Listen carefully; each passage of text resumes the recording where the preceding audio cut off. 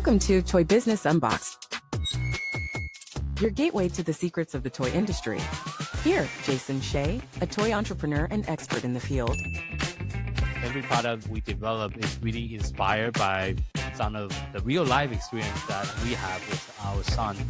60% of all toys last year were sold on Amazon, which is incredible. Be passionate about it because it's a road, it's a journey. Like when you have an idea that you think is like gonna somewhat like change the world, make things better, I'd say go for it. We'll guide you through the enchanting world of toy design, marketing, and manufacturing. Now let the unboxing begin.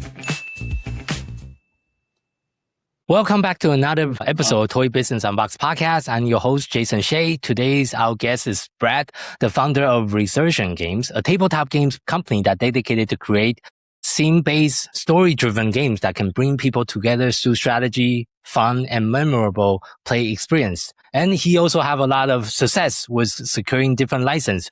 For example, big license, a lot of very interesting license from Warner's brother. So that's going to be a very interesting conversation. We're going to break into how licensed tabletop games really work and what does it take to build a board game company from the ground up. So thank you so much for joining us on the podcast today. Thanks. Awesome, Jason. Thanks for having me. I'm looking forward to the chat today. Yeah, so let's go back to the very beginnings. How does this company or this publishing company even come together? Yeah, it's a great question and a fun journey that goes back several years. So I've been part of the tabletop space for a long time, just through kind of playing games as a kid and kind of coming up to really love kind of board games and card games and spending time at my local hobby shop and all of that kind of thing. So several years back, my brother and I were at a very large board game convention in the United States called Gen Con.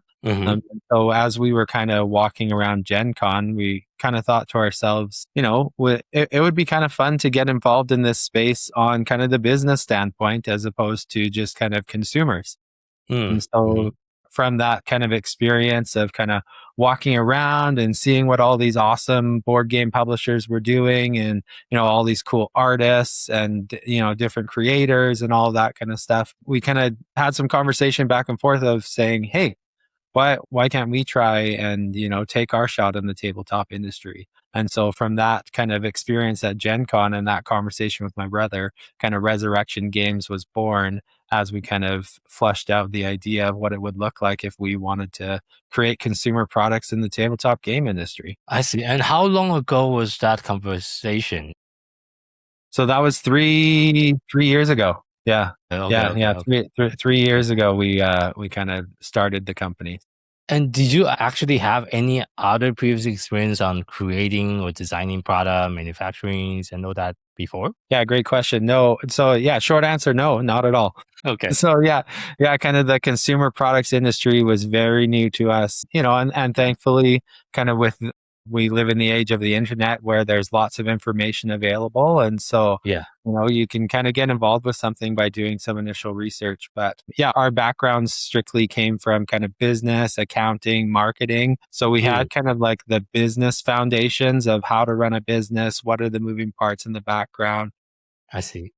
How to do that side of things, but kind of consumer products, manufacturing, supply chain management, distribution, networking, all of that kind of stuff was kind of new, adventurous things that we learned along the journey over the last few years. But I think that's actually your advantage because I know a lot of people that started in this industry just as a hobby with no prior any kind of business experience, no accounting experience. They don't know the difference between P&L or balance sheet, so to speak. And that could be a detrimental things once the business really took off. Because if you don't have the right foundation, you're just only focusing on designing the product, which people are really good. Some of the people I interview on the podcast, they are really good as a designer, but they are not really good at running the business.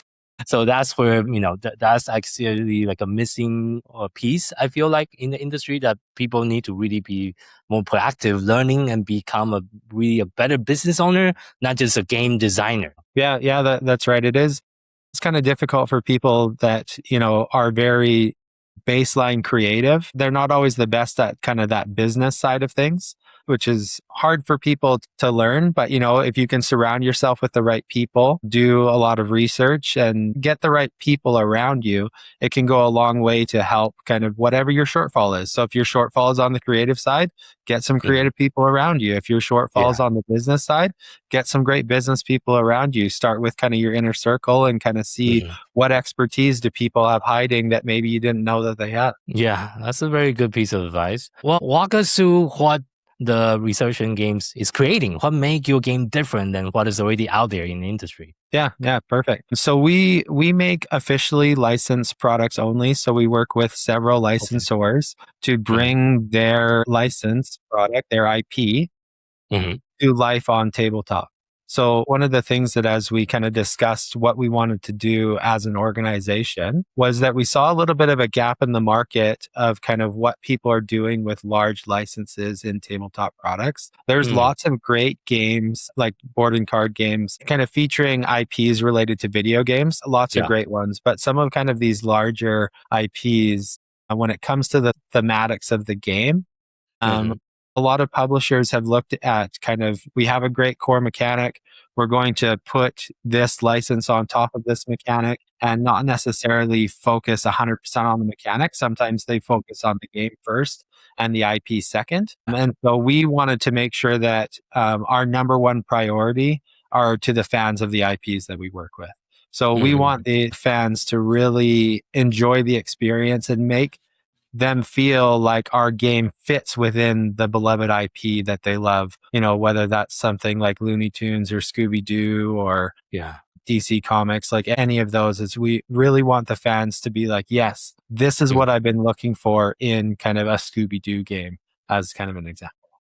I see. So was that the direction from the very beginning before the company started? You always want to go into the licensing realm? Yeah. So we actually, as we started, there was a particular large licensor that we kind of targeted as, hey, we want to make a big splash into the industry. And kind of one of the ways we identified we could do that was partnering with the right IP holder. And so, so our kind of initial on the outset, we kind of reached out to a pretty large IP holder and kind of had some conversations with them and pitched them on a product. Ultimately that product didn't move forward, but I mean, it was discouraging for us to get a no from them, but it also kind of, we learned a lot through our process of kind of pitching them, kind of how to form the pitch, what are the things that they actually care about as kind of they get pitched on ideas all the time, right? Like these large IP holders are always getting reached out to by tons of different creative people, tons of different businesses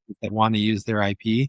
So we learned a lot kind of throughout that process to kind of take that learnings into some of our future partnerships. I see. And congratulations again on securing the licensing with Warner Brothers. That's not an easy one to get. Can you also walk us through like the process, I guess some of the struggle and the lesson learned in that whole process? Yeah, great question. So yeah, we're happy to be kind of working with the fine folks at Warner Brothers. We've really enjoyed kind of working with their consumer products team directly through kind of our product development cycle and kind of, being exposed to a few of kind of the licenses that are within their portfolio.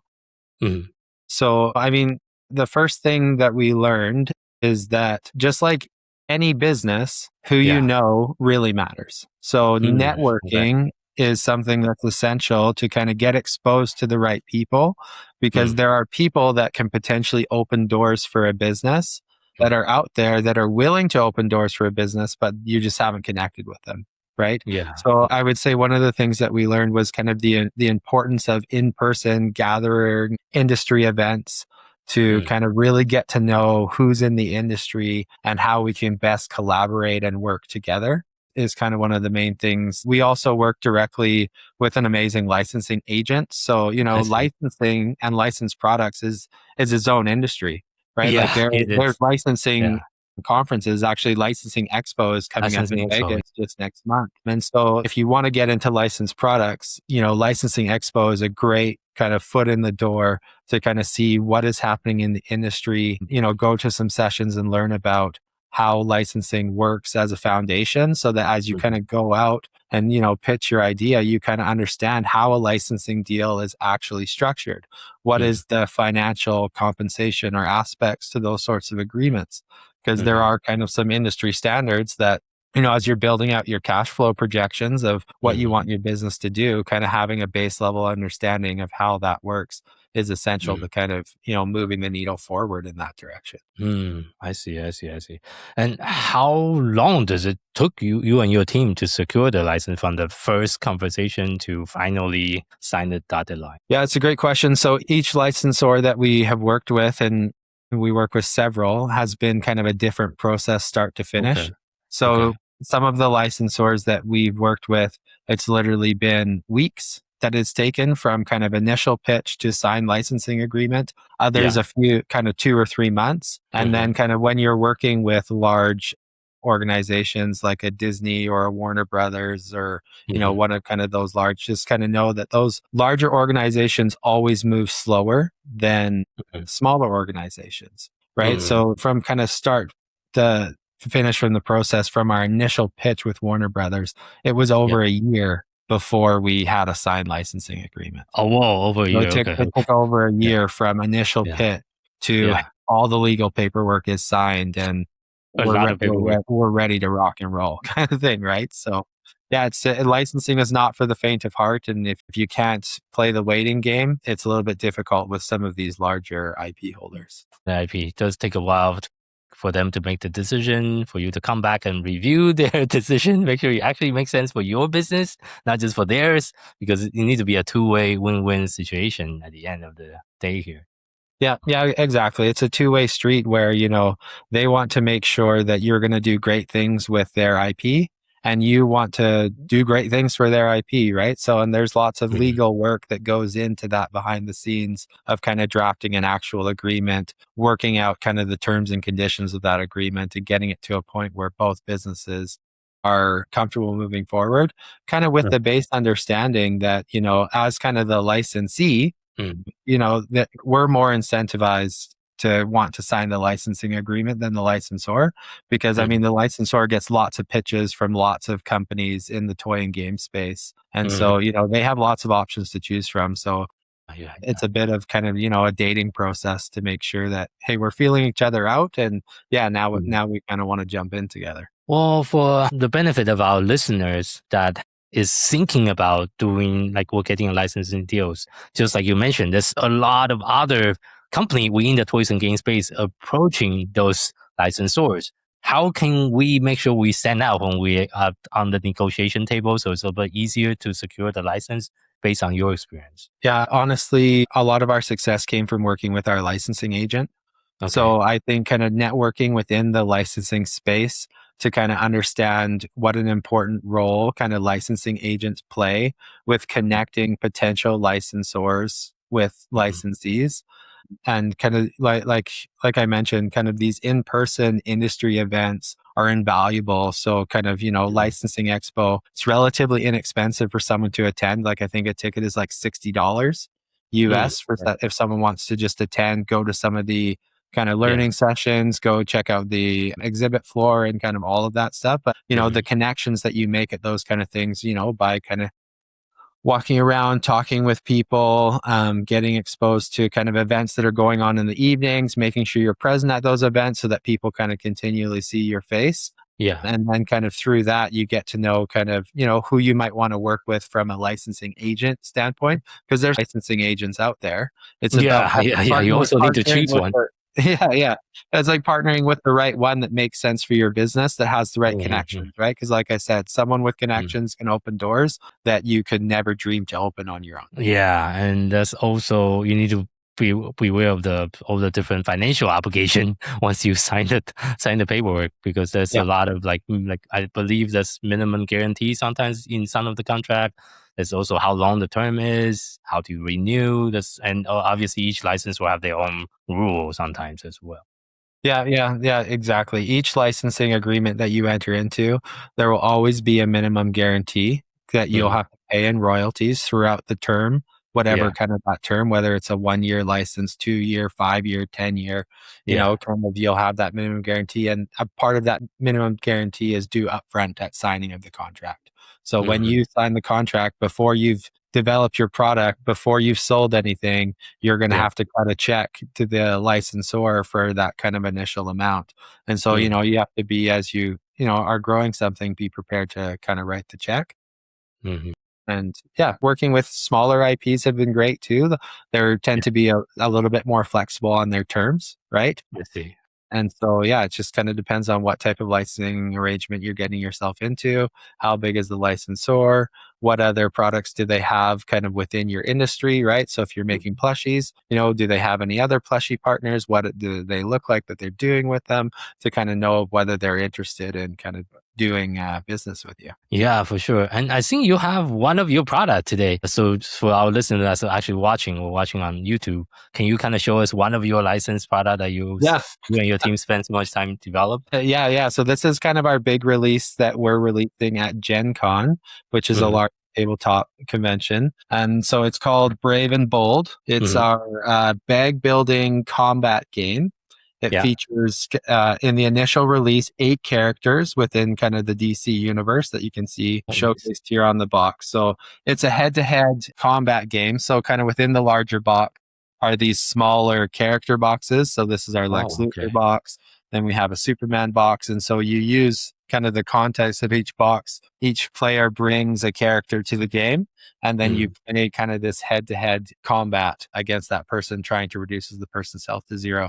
And, one of the things when we looked at kind of the design of our products is we want to be innovative. We want to stand out in the industry. So one of Yeah. the ways that we've done that is through the use of magnets in our packaging. So Okay. this box actually magnets off, and you have kind of everything you need to play the game, but the box is actually your player board. So you kind of use that when Oh, you're playing the game, and then when you're ready to put things away, it just magnets back on. You close it yeah. up, put it back in the box, and you go, right? So Oh, okay. Okay. Okay. finding Okay. different ways to innovate within your space will help you Yeah. stand out as, a new player in the space like us, because Mhm. you need to do something to stand out. Because if you're just doing the same thing as everyone else, customers and retail partners aren't always incentivized to work with you Mhm. in that standpoint. Yeah. Yeah. So Yeah. For sure. Okay, that definitely makes sense. How long does it took you to develop and design that product? That's a lot of moving pieces look like in that box. yeah, so we've been in product development for the last 2 years. This isn't the only product that we were developing, but kind of our first cycle of releases. We have 6 games that we're releasing, and so yeah, it's been kind of a 2-year journey of kind of getting the product from initial concept to a prototype that we're playing, to play testing that prototype, getting it comfortable, to getting kind of artwork and all of those kind of assets together, working with a manufacturing partner to make actual prototypes that have all the artwork and that kind of thing, to kind of getting it to a point where, you're ready to release the product into the world. And, we're getting there in the next couple months here. So it's super exciting. Nice, nice. And also on the business direction, I think this is something we also discussed before the pre-interview. You choose to go with direct retail approach over crowdfunding because a lot of people in the tabletop space actually go crowdfunding first, then direct to consumer later. What has driven that decision? Like, what is the reason behind that? Yeah, so honestly, there's a particular person in the industry. He owns a company called Stonemeyer Games. He's been kind of a big inspiration for us as a company of seeing Okay. what he'd been able to do in the space that's Mhm. different than some of the other people. Because, you see these crowdfunding campaigns that raise 100, 300, 5 Yeah. million, 15 million kind of Yeah. on crowdfunding. And, it becomes like this idea where it's like, hey, maybe we can do that. But Yeah. I also think for kind of like the longevity of the company, it depends on what product that you're making, right? Like if Mm, you want to make true. a product that's kind of like a flash in the pan, once it's done, it goes out, people buy it, then they have it, then you move on to your next product. Crowdfunding is definitely more attractive for those types of companies, but kind of for us, we wanted to make sure that we're creating lasting long-term partnerships with retailers that will not buy just our initial releases, but as we continue to release expansions for our games or at new games into the market, to have kind of an established distribution network of retail partners and distribution partners to kind of Yeah. help sell our products long term, as opposed to just getting a bunch of cash from end consumers in that, that D2C crowdfunding model, but that also is different kind of cash flow perspective, right? Because if you're selling through kind of a traditional retail, you have to understand that, we have to give some margin to the distribution partner. We have to give some margin to the retail partner.